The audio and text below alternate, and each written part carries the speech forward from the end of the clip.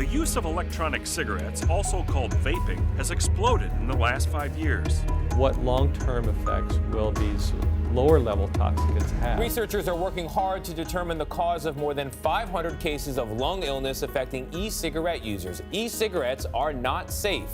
These companies have been specifically targeting young kids. First, vaping-related death.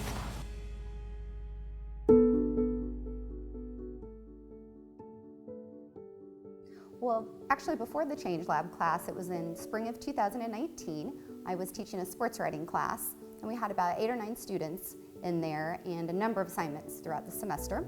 And one of them was focused on finding a way to link a health-related topic to the community. And so the students came up with the idea to focus on anti-juuling.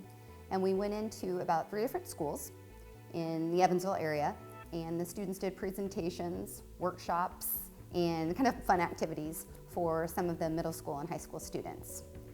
Then when we were coming up with the Changelab topic, it hit us that this issue just hasn't stopped. If anything, it's grown exponentially, and so it made sense to take it and keep running with it.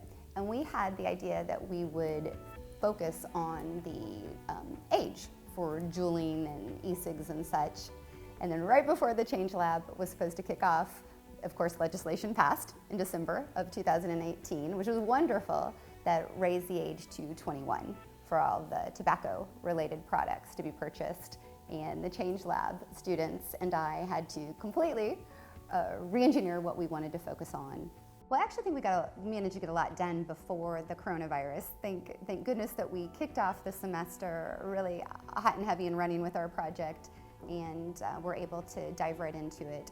And I kind of look at it as we had this sort of triangulation piece. We had the lawmaker focus, we had the medical professional focus, and then we had what I would consider the education focus.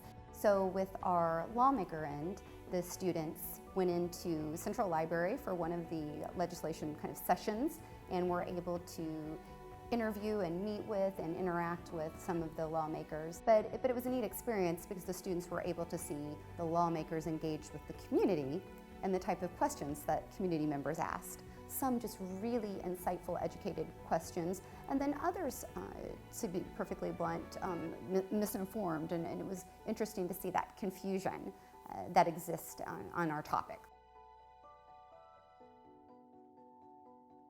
And then from the medical end, we went into Deaconess and met with a radiology oncologist. And Dr. Taylor was very insightful for helping us understand the impact of nicotine, tobacco, all the different products on brains of youth, and how it's certainly negative consequences for anybody using these products, but for the youth, it's just extraordinarily critical that they get that brain development in and it not be stifled and injured and hurt at such a young, vulnerable age.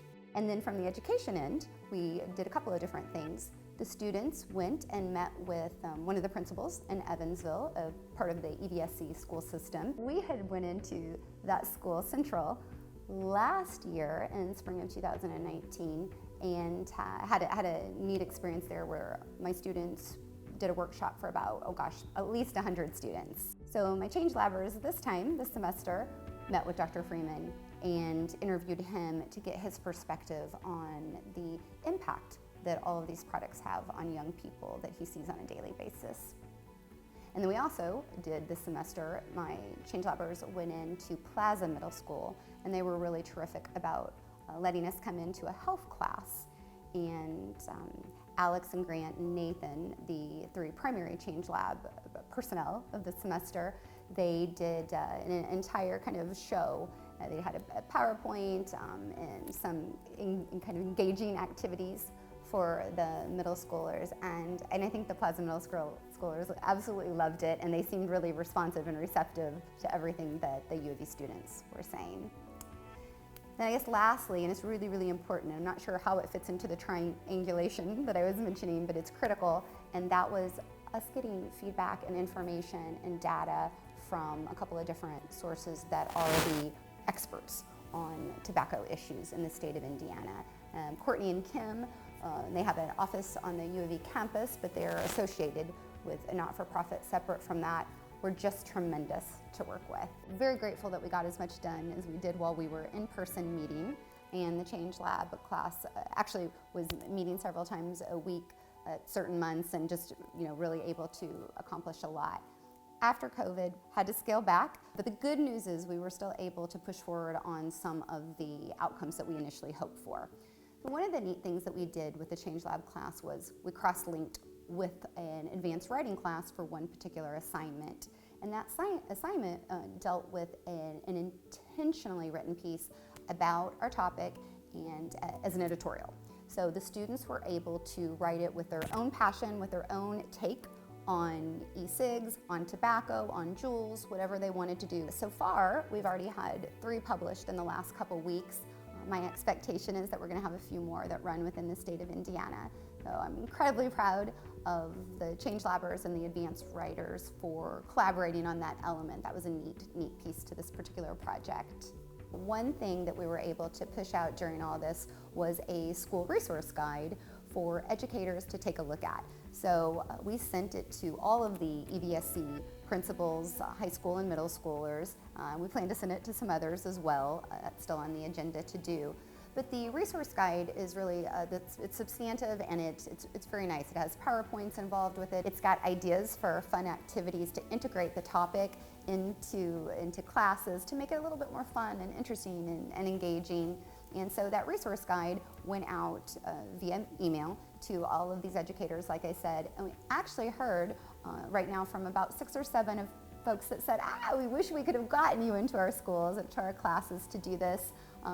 But maybe there'll be another group down the line, or maybe they can just figure out a way to house it in-house and just take care of it and run with it. So COVID comes along and it's still here, and we're still kind of adjusting with it as we finish out this semester. And we were proud of the editorials, we were proud of getting into the schools, of meeting with lawmakers and having those kind of starts to the impact, but we wanted to do more. And for a group of communication students doing this Changelab, one of their skill sets is to be able to produce video. And so we decided to take advantage of that. And so they captured some great interviews with lots of different people. And so we've got these interviews, compiled this video so that we would be able to share it and push it out and continue this awareness campaign that the students began. So it didn't just end with one semester. The idea and the goal is that it will reach hundreds of people.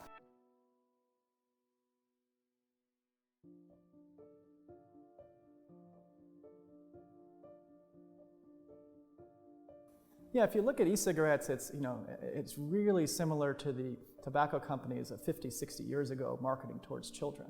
Most of the big e-cigarette companies are actually owned by the tobacco companies, and part of it is for a profit version for the tobacco companies, but you couldn't be too cynical to say that if e-cigarettes are owned by the tobacco companies that they'd want to eventually try to move people into traditional tobacco. Now, a lot of the younger people haven't done that because there is a little bit of a social stigma against actual cigarettes. And the e-cigarette population is often a different population of people. But I think the tobacco companies know that, and they market it in both ways, meaning as potentially a gateway to their tobacco, which they also own, but also as a separate product marketing towards people who wouldn't otherwise use cigarettes. We're going to continue to have conversations in the state of Indiana about the availability and the benefits and health risks to tobacco and nicotine, particularly through e-cigarettes, which we've just seen skyrocket in use, particularly amongst young people. We're seeing these vape products in our middle schools. I've heard stories recently about 4th and 5th graders with vape products, and so we need to make sure, one, we're keeping them out of our schools, but 2, we are arming parents, teachers, administrators, and children, young people, with the information about how harmful these products can be at those ages. It's just about overall educating them on the effects of e-cigarettes, which is, I know, a new growing problem that we have. The effects are starting to really show what they are comparable to smokeless tobacco and cigarettes. So what parents need to know is, one, the health risks in buying your kid an e-cigarette are just far greater than we can even discuss, but all the way down to shrinking the size of their brain, to impacting their lungs and their everyday health. And so the health risk is great in allowing your children to use these products. These companies are really starting to try to capitalize on kids. For example, they're trying to make ones that look like USB sticks. There's a new one that I was just informed of last week that looks like an EpiPen. So you can carry it around in, your purse, or, this is my EpiPen, or a pencil. And so these manufacturers are making these things knowing darn well that they are making them for kids to try to be able to conceal them so they can use these products in schools and wherever. A number of our kids before we're either getting them from a parent, stealing them from a parent, or finding a way online to circumvent laws. If you look at e-cigarettes now, it's almost, they got the old books out from decades ago of how to do it. And even though they don't specifically admit that, the marketing and the way they present itself, the colors, the flavors, the design of it, the taste, it's all designed to appeal to a younger generation to kind of hook them onto the product. Yeah, so some of the argument you hear is that we need to be tackling other drugs rather than cigarettes or e-cigarettes or tobacco use. And what I say to those folks is we can do more than one thing at one time. We can walk and chew gum at the same time. In fact, as citizens, we have to. But we also have to be able to have an honest conversation about the impacts of tobacco and nicotine, and make sure that we're protecting people on both fronts. And arming adults with the information about the health risks of using tobacco and nicotine, but specifically and particularly taking care of our children and making sure that young people know that they're at a higher risk of harmful health impacts when they use these products as a young person than of anybody else. And so even if mom and dad are smoking a traditional cigarette or have moved to an e-cigarette, the impact on a young person's health is so much greater. Yeah, I think the issue with development still of the brain, that you can actually tell that nicotine gets into the brain, and we don't really know what the long-term effects of that is, but there could potentially be issues in the future for brain development. Also, lungs itself, that whole press. Of course, there's only 200 cases, and it got a huge amount of press, but of that acute illness that people were getting as far as the respiratory illness, that was almost exclusively in younger people.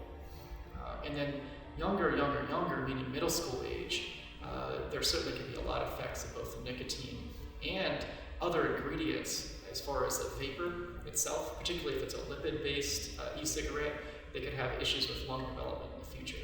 And these things we don't really understand, because remember, it took decades of cigarettes, and part of that was the denial of the tobacco companies, but it took decades of cigarette smoking to actually associate it with cancer risk and future heart disease risk and so on. Not only the tobacco use, but the nicotine in these products are oftentimes higher than in an e-cigarette than even in a traditional cigarette. And so we need to make sure that we are informing our parents, teachers, administrators, and young people about the risk they take when they begin using an e-cigarette, particularly before the age of 21. These things aren't a safe alternative. In fact, they may be even more harmful than old-fashioned cigarettes. You just don't know. We know these things are happening in our young people, and it's incumbent on us as a government, but first and foremost incumbent on us as citizens and as parents to protect our children from those risks.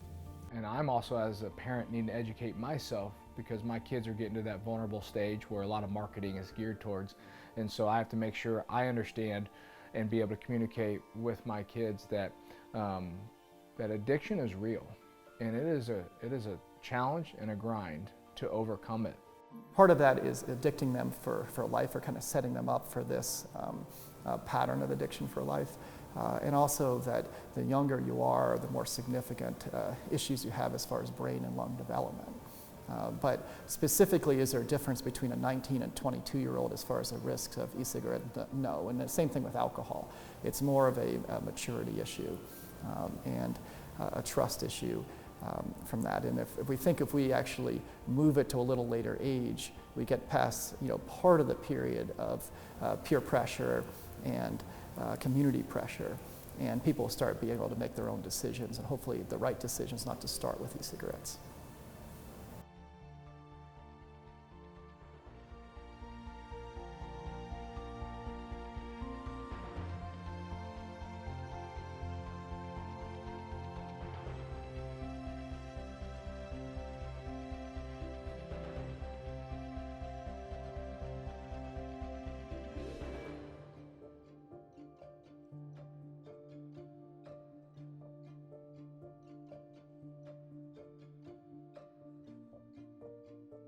Just reading the articles and things, I thought, well, this is better than him actually smoking. And then after meeting with 7 different pulmonologists, apparently that's not better than smoking. They just don't know what the outcome's going to be in 20 years.